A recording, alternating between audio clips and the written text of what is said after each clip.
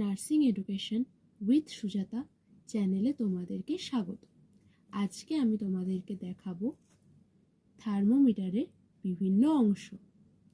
সবার প্রথমে আমরা ডিজিটাল থার্মোমিটারটা দেখব, কারণ ডিজিটাল থার্মোমিটারটা এখন সচরাচর আমরা ব্যবহার করি। তো চলো দেখে নিই ডিজিটাল থার্মোমিটারের কোন পার্ট কি।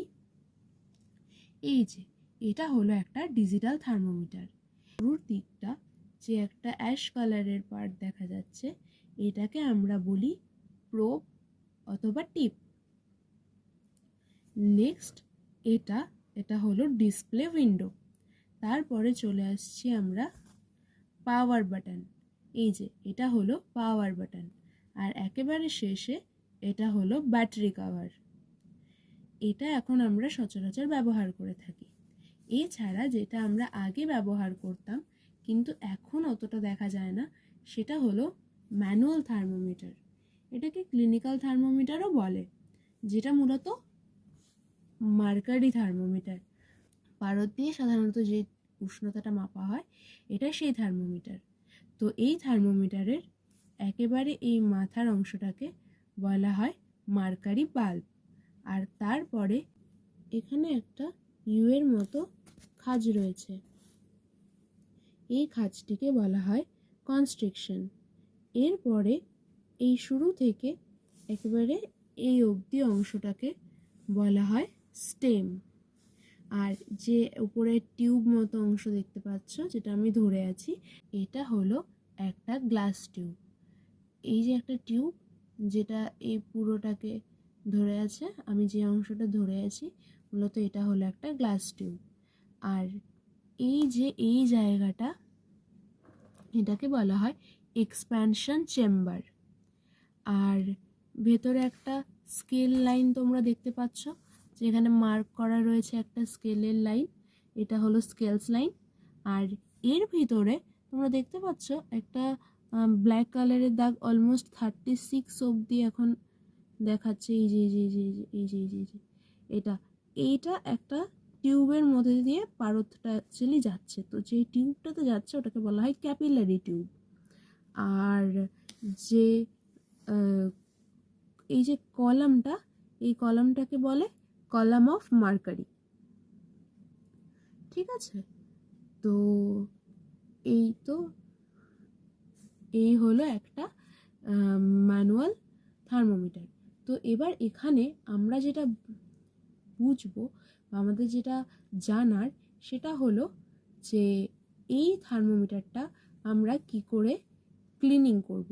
কারণ থার্মোমিটার ক্লিনিংয়ের একটা প্রপার মেথড রয়েছে।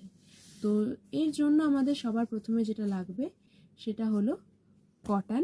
মূলত এটা দিয়ে ডিসইনফেক্ট্যান্ট দিয়ে, স্যানিটাইজারটাকে আমরা ডিসইনফেক্ট্যান্ট বলতে পারি, সেটা দিয়ে আমরা ডিসইনফেকশন যাতে হয় সেই কাজটাই করি। তো এবার আমি একটু স্যানিটাইজার নিয়ে নিই। মূলত আমরা কটন বল দিয়ে করা উচিত। কটন বলের মধ্যে আমরা স্যানিটাইজার নিয়ে নিয়েছি। এবার আমরা যেটা করব, রোগীকে দেওয়ার আগে আমরা যে ক্লিনিংটা করব সেটা হবে এমন।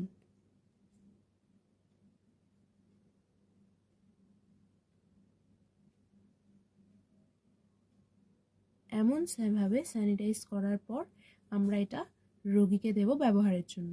এবার রোগীর কাছে যখন ব্যবহার হয়ে যাবে তখন কি হলো, এটা ইনফেক্টেড হয়ে গেল।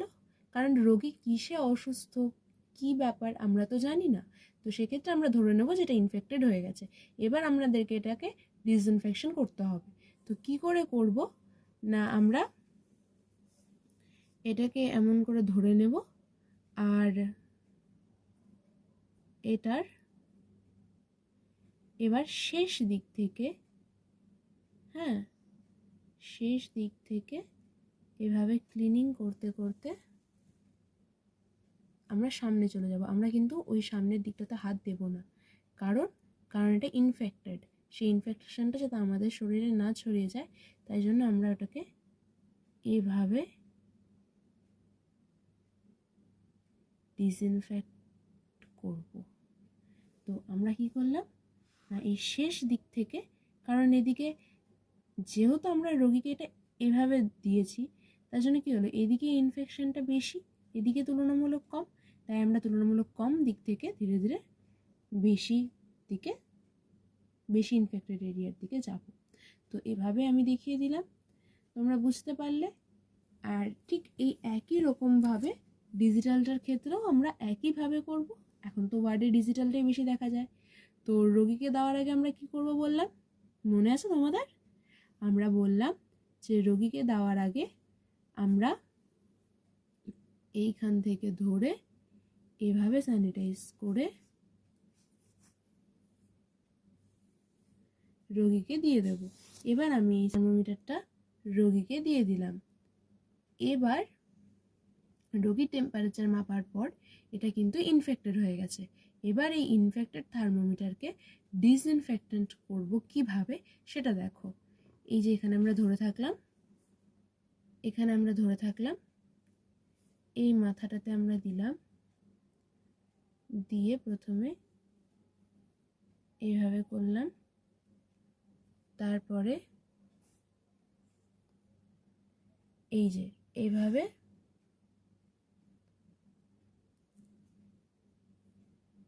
আমরা স্যানিটাইজ করব। তাহলে কি হলো, আমরা ধীরে ধীরে কম ইনফেক্টেড এরিয়া থেকে বেশি ইনফেক্টেড এরিয়ার দিকে যাচ্ছি। এভাবে আমরা ক্লিনিং করলাম। এবার আমাদের থার্মোমিটার ক্লিনিং প্রসিডিওর ডান।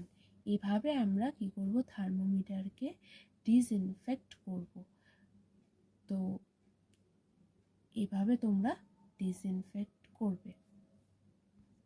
আজকের এই ভিডিওর মাধ্যমে ঠিক যেভাবে তোমরা উপকৃত হলে, এই ভিডিওটাকে শেয়ার করে দিও তোমাদের বন্ধুদের মধ্যে, যাতে তারাও একইভাবে উপকৃত হয়। আর লাইক আর কমেন্ট করতে কিন্তু ভুলো না।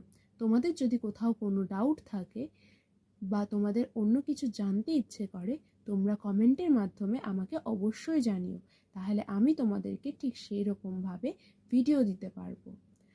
আর এই ধরনের আরও ভিডিও পেতে চ্যানেলটিকে অবশ্যই সাবস্ক্রাইব করো। পাশে থাকা বেল আইকনটি প্রেস করতে ভুলো না কিন্তু।